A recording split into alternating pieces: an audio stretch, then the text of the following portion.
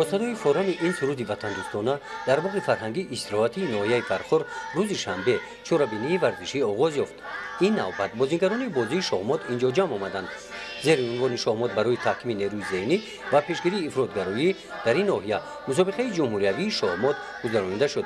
این چورابینی با تشبث و دستگیری به واسطه وزارت کارهای داخلی، کمیته جوانان ورزش و سیاحی نزد حکومت جمهوری تاجیکستان و فدراسیون شاهمات تاجیکستان دایر گشت.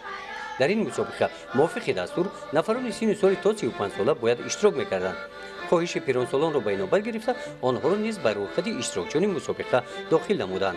شعبه وزارت کارهای داخلی در ناحیه فرخور با بخش جوانان و سیاحی نزد حکومت ناحیه فرخور امروز در باغ فراغتی فرهنگی ناحیه فرخور چورابینی فرهنگی سیاسی بازی مسابقه شاهمات برگزار گردیده ایستاده است که در بازی امروزه جوانان از 10 جماعت‌های حدود ناحیه تا سن 25 ساله اشتراک دارند که تا این دقیقه 100 نفر در اینجا نامنویس گردند.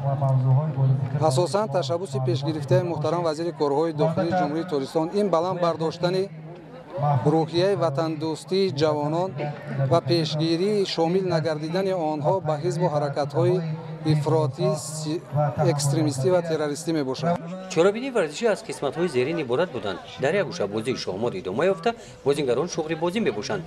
در گوشه دیگر با دستگیری میلیسیا به کودکان به طور رایگان یخماز ضیافت داده شد. در چورابینی قهوه هم رایگان بود. نورسان جوانان اشتراکچیان مسابقه سر یک پیاله قهوه با هم نشسته صحبت کرده با همدیگر شناس می‌گردیدند. در این چورابینی برای خوراک نصف روزی شاهمات بازان از طرف تشبثکاران مسابقه دسترخوان ایدانه آراسته گردید. غالبان دوری ناحیوی مسابقه جمهوری اوید به شاهمات و مسابقه منطقوی راه خط می‌گیرند.